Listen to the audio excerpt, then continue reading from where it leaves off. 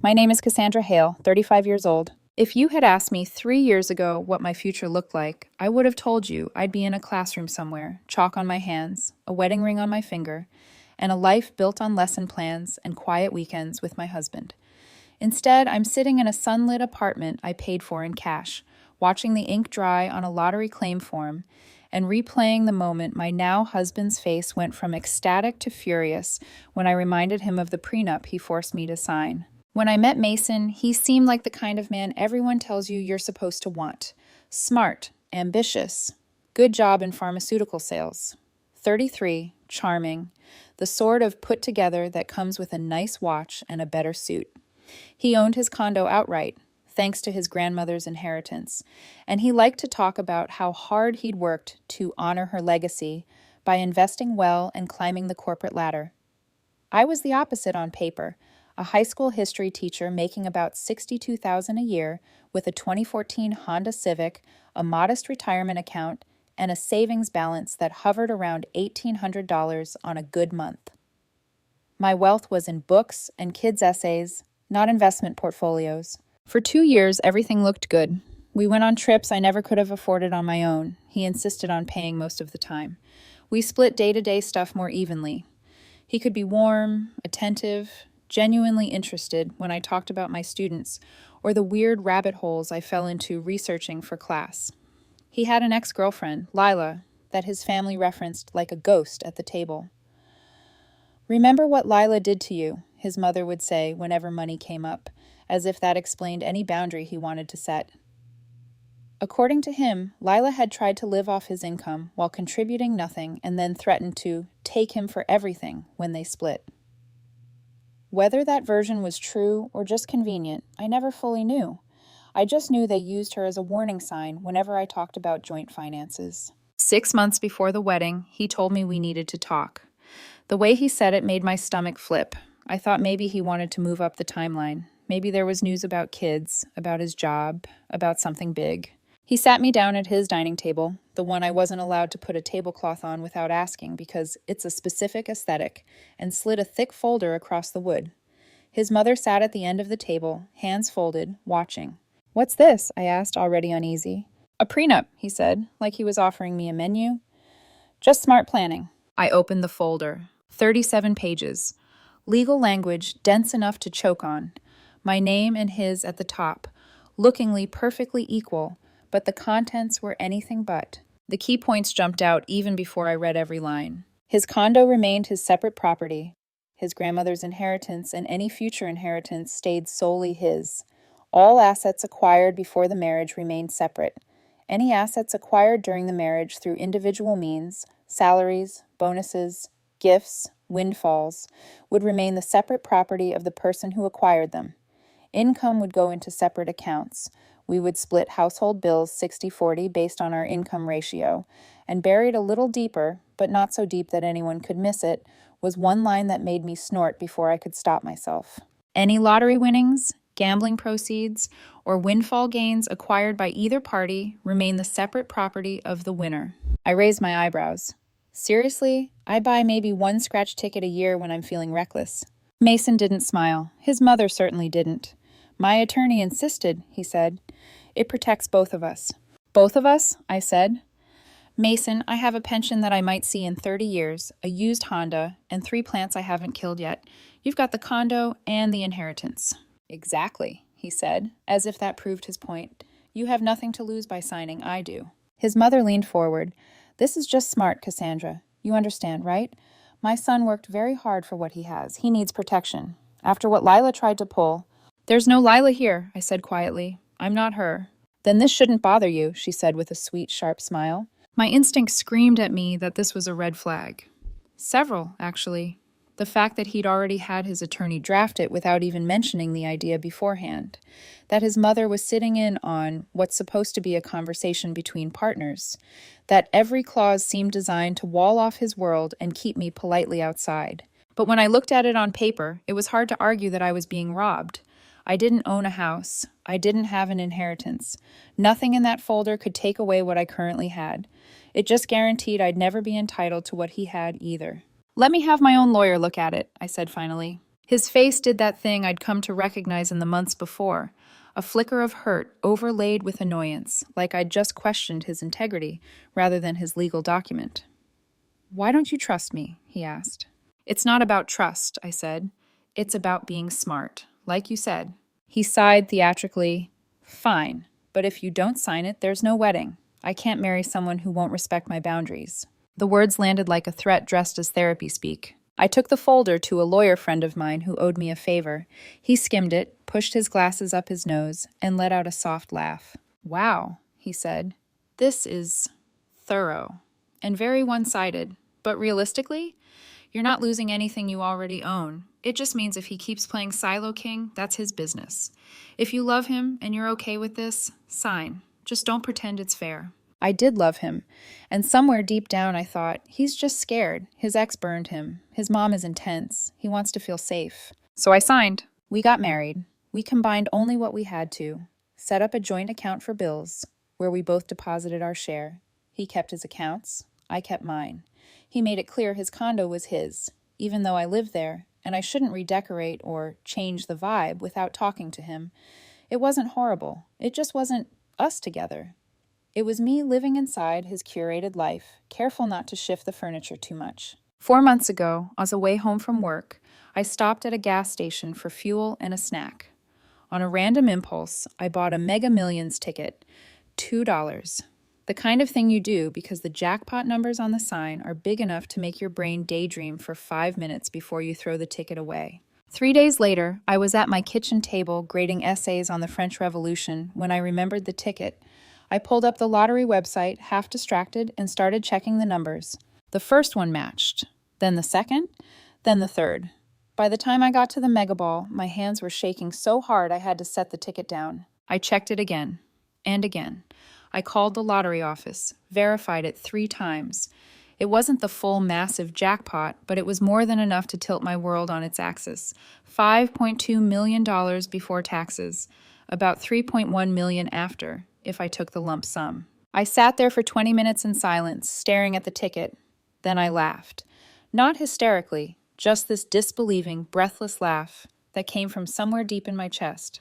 When Mason came home that night, I waited until we were both sitting at the table. He was scrolling through his phone, venting about an annoying doctor on his sales route. "I need to tell you something," I said. He glanced up. "What's up?" "I won the lottery," I said. "The Mega Millions drawing from a few nights ago. $5.2 million before taxes." He stared at me, then he laughed. "You're kidding." "I'm not," I said. "I've already verified it with the lottery office. I have to go claim it tomorrow." His fork clattered onto his plate. "Oh my God," he said. "Oh my God. Cass, we're rich." I felt my smile tighten. "Well," I said, "I'm comfortable now. We'll be fine." "We?" He stood up, pacing the small dining area. "This is our money. Do you know what we can do with this? Pay off everything, upgrade the condo, buy a vacation place." "Actually," I said softly, "no. Remember the prenup?" He stopped. "What?" "The clause your lawyer drafted," I said. "Any lottery winnings, gambling proceeds, or windfall gains acquired by either party remain the separate property of the winner. It says either party. That includes me." His face went from flushed with excitement to pale, then red, so fast it was like watching storm clouds roll in. "That was meant to protect my future assets," he said. "My tickets, my bonuses." "It says either party," I repeated. "You insisted it protects both of us. You told me I had nothing to lose by signing it." "You don't," he snapped. "You didn't. That clause was for me, Cassandra, for my protection." "Then why didn't it say Mason specifically?" I asked. "Why does it say either party?" "Either means both in contract language. Your lawyer was very clear about that." He grabbed the folder from his office, flipped through it like maybe the words had changed in the last 3 years. I watched him find the clause, his eyes scanning it over and over as if sheer will could flip the meaning. "This isn't fair," he said finally. "I didn't mean it like this." "What did you mean?" I asked. "That if you won something, it would be yours. And if I did, it would somehow still be yours?" "You were never supposed to actually win," he blurted. The honesty of it knocked the air out of me more than any insult could have. "So it's only fair when it benefits you," I said quietly. "Got it." "Don't twist this," he said. "We're married. We're supposed to share." "Like we shared your inheritance," I said. "Your condo, your separate savings accounts, all those things you insisted were off limits." He had no answer for that, just stared at me like I had betrayed him by following the rules he wrote. The next day, I went to the lottery office and claimed my winnings. I took the lump sum. I met with a financial advisor and began the process of building walls, real ones, legal ones, around my own money. I found a bright, quiet apartment I liked, signed a 1-year lease, and paid the whole thing up front. Then I gave my notice at school, effective at the end of the year. I wanted to finish with my students. I owed them that. I haven't filed for divorce yet, I remember telling myself as I packed a suitcase. But I'm not living in a house where everything is his, including the belief that my life, my luck, belongs to him. I closed the door of his condo behind me, set my suitcase in the trunk of my Honda, and drove toward a future I hadn't planned for but was finally going to claim as mine. Moving out of Mason's condo felt like peeling myself off a sticker I hadn't realized I was stuck to. Every object I packed reminded me of the invisible lines he'd drawn around his things and my things. The couch I chose but he paid for. The bookshelves he let me put in the office. The framed photos that were the only evidence I'd ever lived there. I took what was unquestionably mine, left what was undeniably his, and walked away with a couple of suitcases, a battered box of paperbacks, and a lottery ticket that had changed everything. For 4 days, he kept his distance. No calls, no door pounding, just the occasional text, short, clipped, resentful. So you're really moving out. Hope you're happy with your lawyer. This is not what marriage is supposed to be. I didn't respond. My attorney had been very clear. No engaging. Communicate through lawyers if it involved anything legal. Otherwise, silence. On day 5, silence shattered. I had just finished hanging the last picture in my new living room. My picture, my wall, no one to ask permission from, when the buzzer rang. Yes? I asked through the intercom. It's Mason. Of course it was. Behind him, I could hear his mother's voice, and another, lower, angry one. His brother. I'm not letting you up, I said. If you need to talk to me about anything legal, have your lawyer call mine. This isn't about lawyers, his mother's voice cut in, shrill even through the metal speaker. It's about family. Then you definitely should talk to your son, I said, and hit the button to end the call. They must have waited outside and watched, because 15 minutes later, someone knocked on my door. Not the front building door, my actual apartment door. I opened it a crack, chain still on. Mason was there. Behind him, his mother, father, and younger brother, Liam. They looked like they were posing for a family portrait titled Righteous Rage. How did you get into the building? I asked. Mason had the decency to look a little sheepish. I followed you from school yesterday, he said. I saw you come in. I waited until someone opened the door today. Stalker behavior is such a fun surprise from someone you used to love. I closed the door, undid the chain, and opened it fully. You have 5 minutes, I said. All of you. Then I'm calling the police. His mother barreled past me as if I hadn't spoken. The others followed. We need to talk about the situation you've created, she announced, standing in the middle of my living room, like it had offended her personally. I didn't create anything, I said. I bought a $2 lottery ticket. Your son's lawyer drafted a prenup that says any lottery winnings belong solely to the winner. I followed the rules you forced on me. Don't be dense, Liam said, rolling his eyes.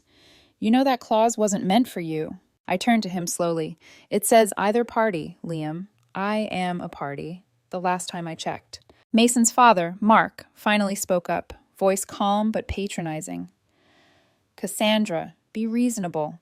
When you signed that prenup, you were a teacher making what, 60? Mason had a condo, inheritance, investments.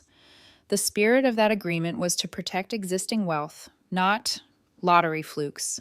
The spirit? I repeated. It's a legal document, not a Hallmark card. The words matter, and the words very clearly say either party. Mason's mother, Diane, clutched her purse tighter. This is financial abuse, she declared. You are withholding marital assets. I laughed. I couldn't help it. Your lawyer wrote that prenup, I said. Your lawyer included that specific clause about lottery winnings at your son's request. I just signed what you insisted I had to if I wanted to marry him. I'm not abusing anything. I'm following your rules. Mason finally stepped forward, jaw clenched. You're my wife, he said. We're supposed to be a team. Were we a team? I asked. When I lived in your condo, but had no rights to it? When you forbade me from changing anything without your approval? When you kept every account separate and never once offered to put my name on anything you owned? He opened his mouth. Nothing came out. Now that something is mine, I continued, you suddenly believe in joint assets? How convenient. That money could change both our lives, his mother snapped. Mason has plans, investments, opportunities. He supported you while you were a broke teacher. I paid 40% of the bills, I said, on a teacher's salary, while living under conditions I had no say in, and I never asked for a dime of his inheritance, his condo, his accounts, not once. Liam took a step forward, close enough that I could smell his cologne. You're really going to screw over my brother like this after everything he's done for you? Like what? I asked evenly. Letting me exist quietly in his curated space? I saw it coming a split second before it happened.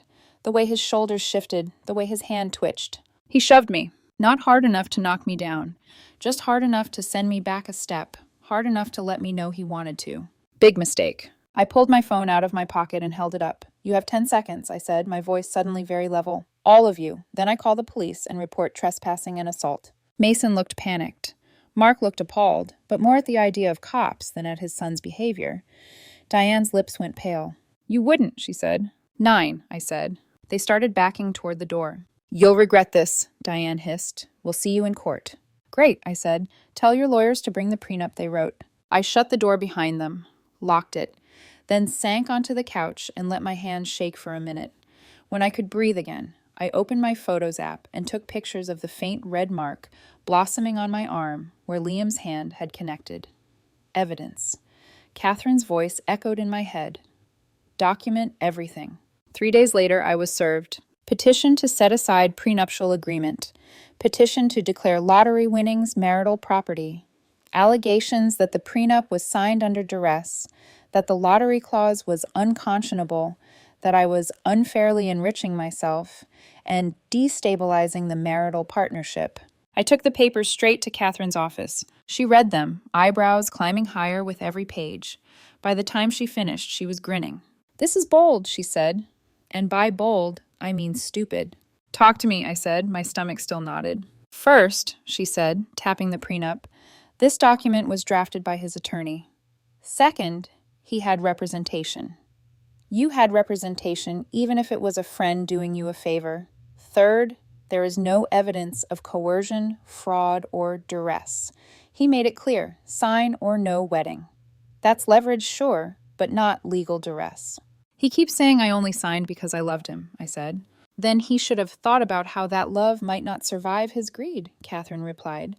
Legally, he's got nothing. As for unconscionability, he's the one who insisted on all the separate property provisions. He can't cherry pick now. So I'm okay? I asked. She leaned back. You're better than okay. You are so protected, it's almost poetic. I'm tempted to frame this for my wall.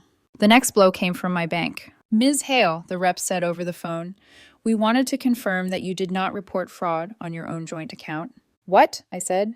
No. Your husband did, she said.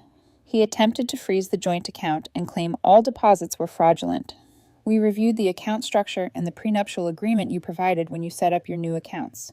We denied his request and flagged his actions. We thought you should know. Of course he had. And, she added, he also tried to gain emergency access to your new accounts under the pretense that you were hiding marital assets.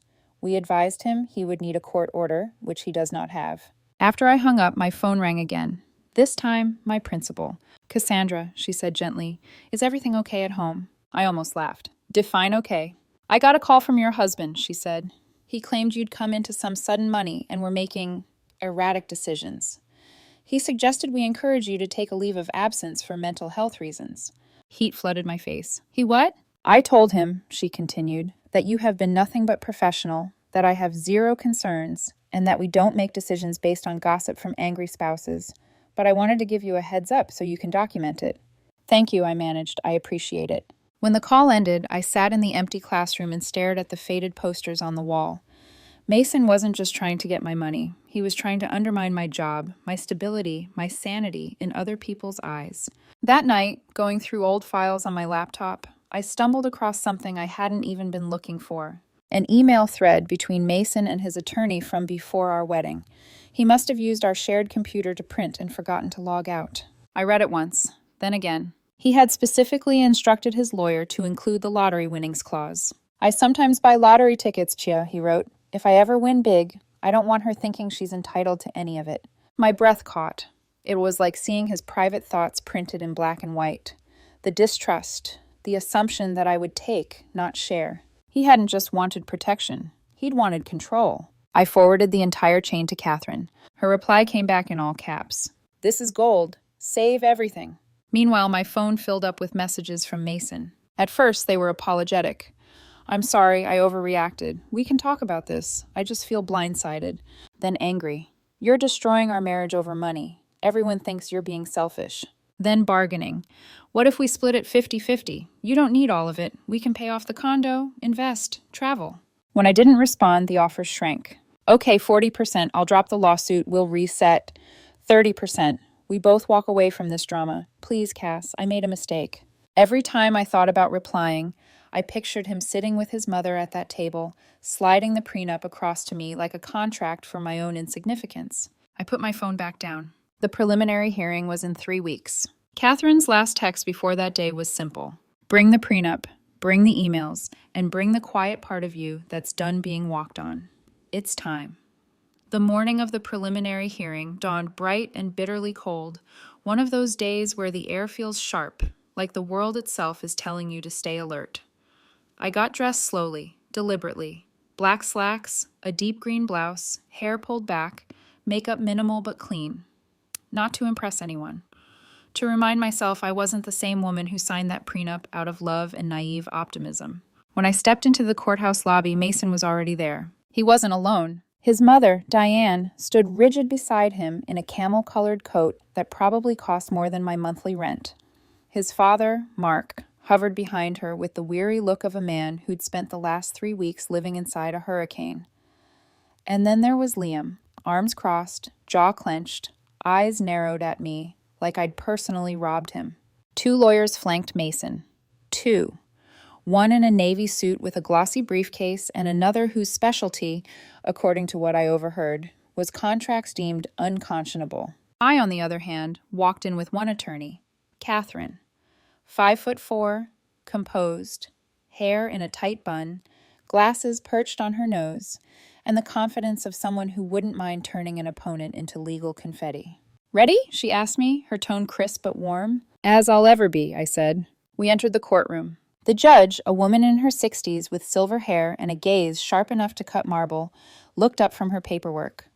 "Let's proceed." Mason's primary lawyer stood first. "Your Honor," he began, "my client believes this prenuptial agreement should be invalidated due to several factors.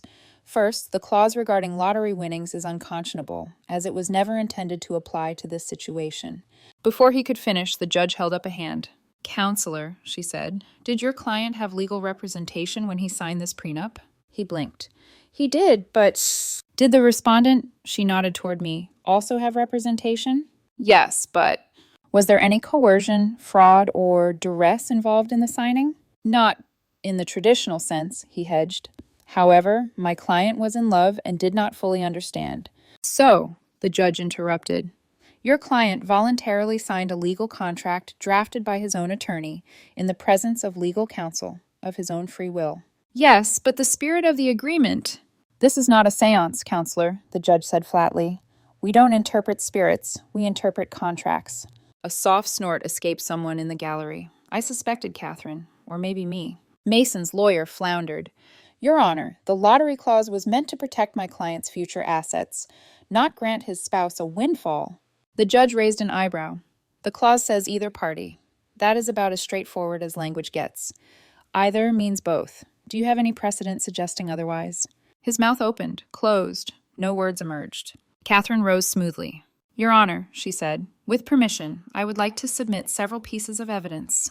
"Proceed." Catherine handed over a binder so thick it could double as a weapon. "First," she said, "an email chain from before the marriage in which the plaintiff specifically asked his attorney to include the lottery clause to protect his own potential winnings. His exact words were, 'If I ever win big, I don't want her thinking she's entitled to any of it.'"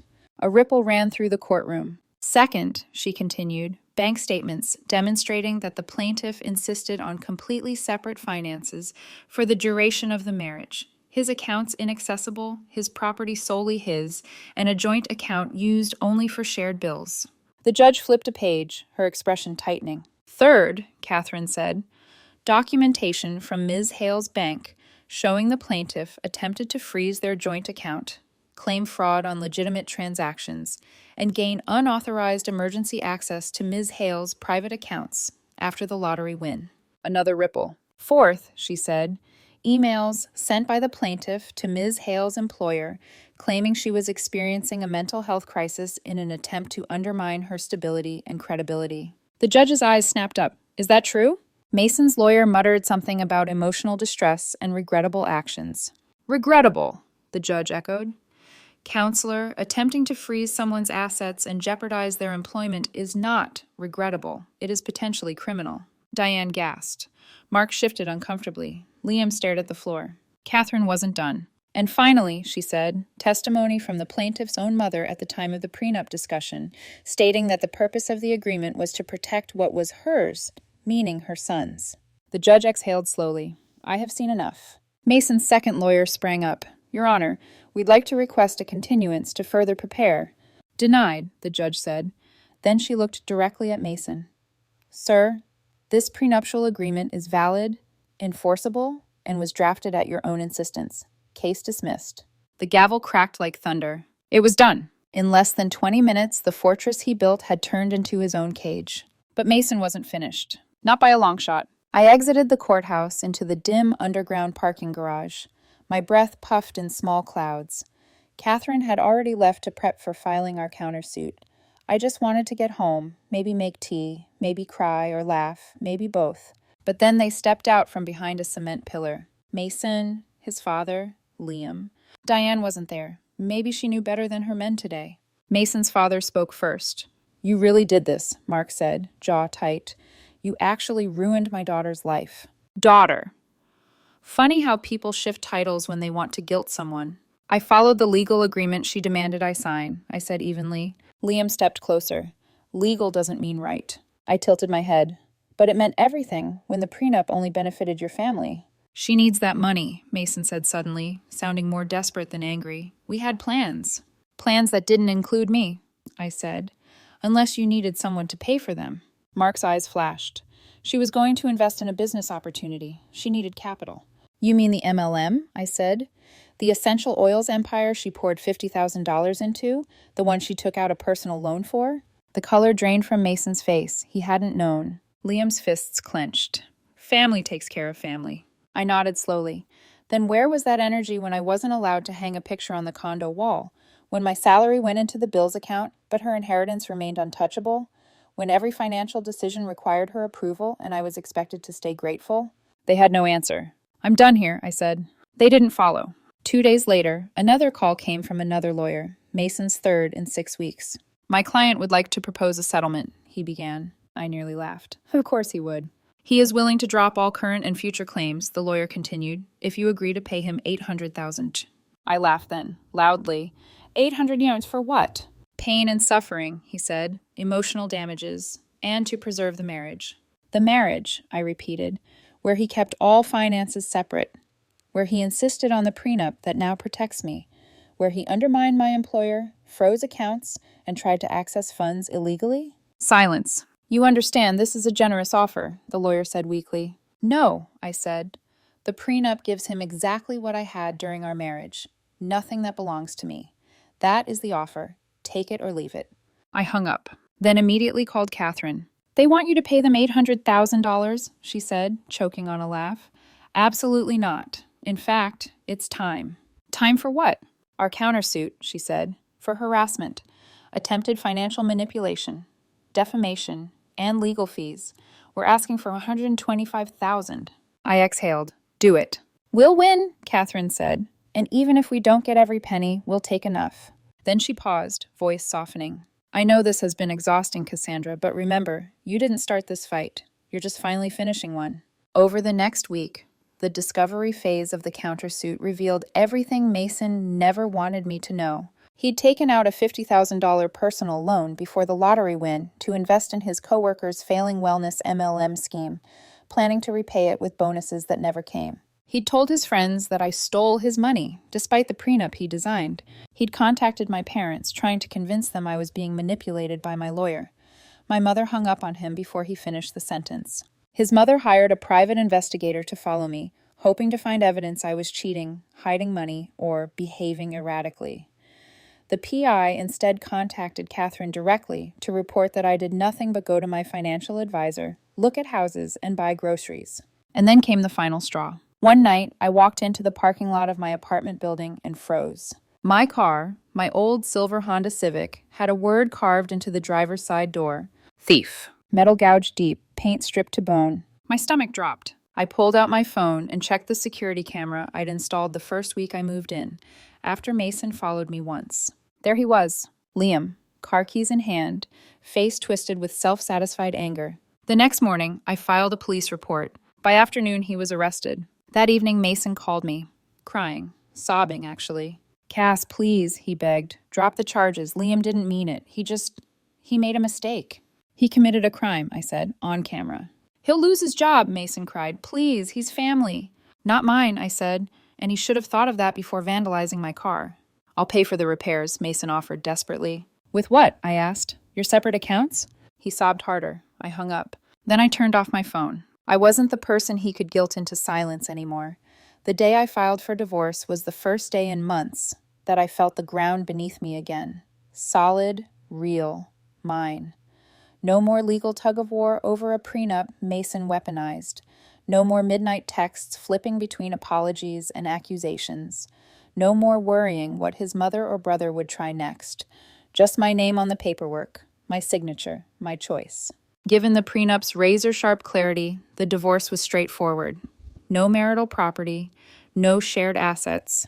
The only item to divide was the $4,200 left in our joint bills account, which the judge split evenly. Mason's lawyer, his fourth since this nightmare began, tried to argue that Mason deserved alimony because he'd become accustomed to a certain lifestyle. The judge didn't even try to hide her amusement. Mr. Hale, she said, according to these records, your income exceeded your wife's for the entirety of your marriage. You kept all finances separate. You prohibited her from contributing to your property or accessing your accounts. There is no lifestyle she provided for you to be accustomed to.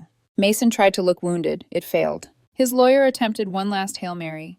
Your Honor, the lottery winnings fundamentally shifted the dynamics of the household. They are explicitly separate property under the prenup, the judge said, tapping the clause with a pen. The one your client's attorney drafted. The marriage did not shift its structure. The contract stands. Bang, divorce granted. I walked out of the courtroom a free woman, but the countersuit was still pending. 2 weeks later, Mason blinked first. His attorney called Catherine with a settlement offer so desperate it was almost sad. My client would like to avoid further litigation, he said. He's willing to settle the countersuit for $85,000. Catherine muted the phone to laugh, loudly. She actually had to wipe her eyes. That's acceptable, she said once composed. We'll proceed. Part of the payout came from his homeowner's insurance, the defamation portion, because claiming I was mentally unstable and contacting my employer counted as reputational damage. The rest came directly from Mason. His personal loan from the MLM disaster had already tanked his credit. Missing payments meant penalties, interest, spiral. By the time his settlement cleared, he was underwater. The irony wasn't just poetic, it was karmic. He had once built walls to keep me out financially. Those same walls became his cage. As for Liam, his vandalism case closed quickly. The security footage made it impossible for his lawyer to spin. He accepted a plea deal, 100 hours of community service and $2,800 in restitution for my car repairs. His employer, which had a zero-tolerance policy for criminal behavior, terminated him the same day. His mother called me within an hour of his firing. Her voice shook with rage. You ruined his life. He ruined it himself, I said, when he carved thief into my car. He was angry. So was I said simply, but I didn't commit a crime. She hung up on me mid-sentence. The fallout spread beyond them. Mason's father, Mark, called me one night from a quiet, unfamiliar number. I almost didn't pick up. I owe you an apology, he said softly. I didn't know it would go this far. I said nothing, letting him fill the silence. It opened my eyes, he continued, voice heavy. Her mother, Diane, she enabled behavior in both the kids for years. I kept backing down, and I shouldn't have. He inhaled sharply. Seeing how she pushed Mason's case, twisted the facts, dragged you through hell, it was a wake-up call. I'm filing for divorce. The admission stunned me. It wasn't joy. It wasn't validation. It was melancholy, but also clarity. Sometimes the truth tears apart what was already broken. Meanwhile, Mason moved back in with Diane. According to mutual acquaintances, he was miserable. His friends distanced themselves once the details came out in court. Those who stayed told me privately that Mason had become insufferable, bitter, self-pitying, endlessly spinning himself as the victim of a scheming ex-wife. He sent me one last text, 2 weeks after the countersuit settled. "I hope you're happy alone with your money." I didn't respond. I didn't need to, because alone wasn't what I was anymore. I was free. I used part of my winnings to buy a house, a beautiful 3-bedroom with a quiet yard and an office with sunlight that hit just right in the mornings. No one told me not to decorate. No one told me what I could or couldn't put on the walls. I bought furniture I loved, plants I named, a reading chair better than anything Mason ever allowed in his curated condo aesthetic. I left teaching, not because I didn't love it, but because the schedule had eaten me alive for years. Instead, I founded a scholarship fund for low-income students, $500,000 into it immediately. The rest of my winnings went into conservative investments. I hired a financial advisor who spoke to me like a partner, not a child, and I started healing. Slowly, carefully, patiently. I learned that it takes longer to unlearn neglect than to survive drama. I learned that someone can love you and still believe they're more important. I learned that boundaries aren't walls. They're doors you get to keep the key to. And most importantly, I learned that the prenup wasn't the betrayal. It was the confession. Mason never saw me as an equal. He saw me as someone convenient, someone safe, someone who would contribute when it helped him and disappear when it didn't. And the lottery didn't change him. It exposed him, exposed the entitlement, exposed the manipulation, exposed how quickly my money is mine turned into your money is ours. That $2 ticket didn't buy me luck. It bought me truth. The best money I ever spent. Some friends asked if I ever wished I'd shared the winnings for the sake of peace or generosity. But marriage is about sharing, and ours never was. He made sure of it. I only followed the rules he insisted on. I don't regret enforcing the prenup. I don't regret the divorce. And I definitely don't regret choosing myself. The best revenge isn't wealth, it's freedom. Freedom from the person who tried to define your worth. Freedom from the family who believed entitlement was love. Freedom from the future you almost signed your name into without realizing it. Now I wake up in a home that's mine, with a life that's mine, with choices that are mine, and no one trying to take them. And the prenup he swore would protect him? It protected me instead.